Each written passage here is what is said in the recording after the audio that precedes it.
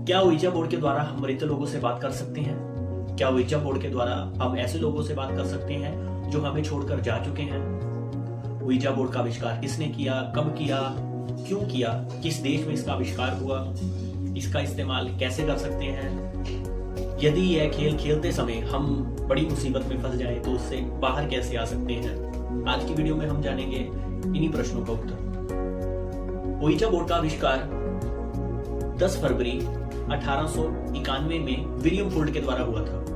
William फुल्ड ने 10 फरवरी 1891 में इसका पेटेंट अपने नाम करवा लिया था।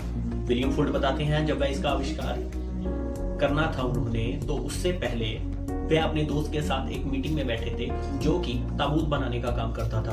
आपने सुना होगा ताबूत, मृत लोगों के लिए दफनाने के लिए ताबूत बनाए जाते हैं। वह ताबूत बनाने का काम करते थे। कुछ समय बाद विलियम फुल्ड ने आत्माओं के साथ बातचीत साझा करने के लिए इसका आविष्कार किया। यह प्लेन एक बोर्ड होता है जिसके ऊपर कुछ अक्षर, कुछ संख्या, यस, नो, गुड बाय ये शब्द लिखे होते हैं।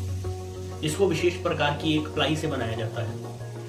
विलियम फुल्ड ने इसका आविष्कार अमेरिका के मैरीलैंड के एक बहुत बड़े शहर बाल्टीमोर में किया था।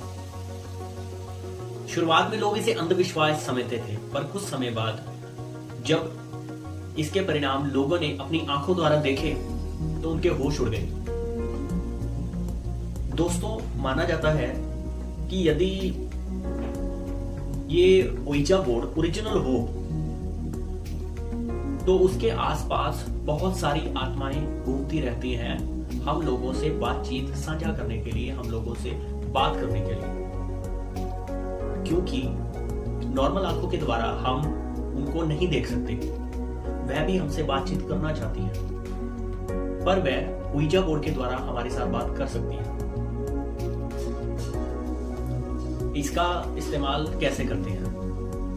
दोस्तों, इसका इस्तेमाल करने के लिए 2 या 2 से अधिक व्यक्तियों की आवश्यकता होती है। जब आप इस्तेमाल करते हैं तो कमरे की लाइट बंद होनी चाहिए। ये एक लकड़ी का, प्लाई का मोटा बोर्ड होता है जिसके ऊपर कुछ संख्या, कुछ अक्षर, कुछ सेंटेंस लिखे होते हैं। इसके साथ एक प्लेन चेक नाम का एक छोटा सा टूल मिलता है जो कि पिरामिड के शेप का होता है, जिसके बीच में एक बड़ा सर्कल होता है। उसको प्लेन चेक बोलते हैं। उसको आप अक्षर के ऊपर रखते हैं और अपनी उंगलियों से, जो हमारी ये वितरित उंगली होती है, सबसे बड़ी उंगली होती है, आपने और आपके साथ जो इस खेल को खेल रहे हैं, आप दोनों को इस पे हल्की उंगली रखनी होती है। आपके कमरे की लाइट उस समय बंद होनी चाहिए। आपको मोमबत्ती जला के पास में रख लेनी है और प्लेन चेट के ऊपर दोनों ने एक एक उंगली, ये बड़ी उंगली रख देनी है बड़ी हल्के से, और आपने बोलना है कि हमारे आसपास यदि कोई आत्मा है तो हमें बताए, क्या आप हमारे आसपास हैं? जब आप ये बोलेंगे, कुछ समय ये आप प्रश्न पूछेंगे। यदि आपका ouija बोर्ड ओरिजिनल हुआ तो आपका प्लेन चेट वर्क करने लग जाएगा, आगे बढ़ने लग जाएगा।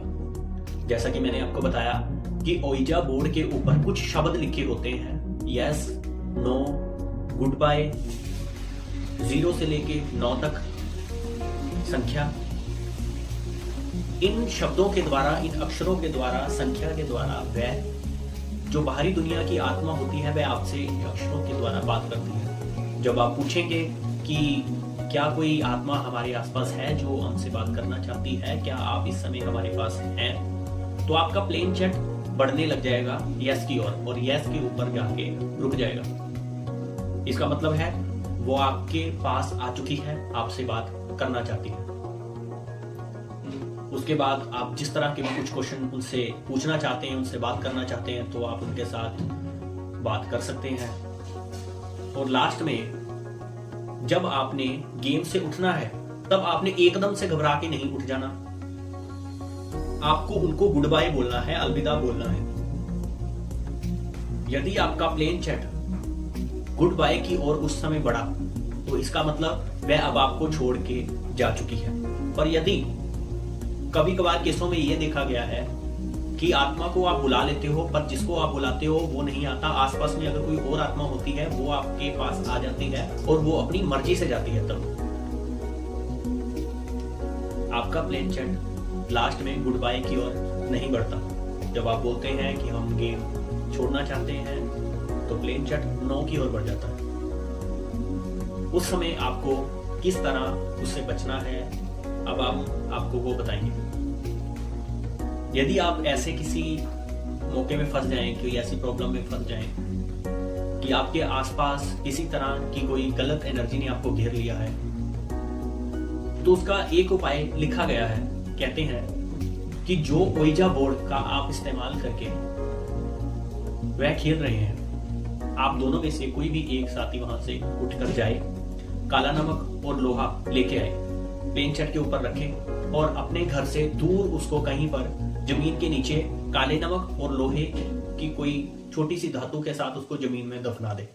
माना जाता है कि ऐसा करने के बाद वह जो आत्मा ओइजा बोर्ड के साथ जुड़ी होती है वह वही दफन हो जाती है, वह आपके घर तक वापसी नहीं आती यदि आप पीछे मुड़कर नहीं देखते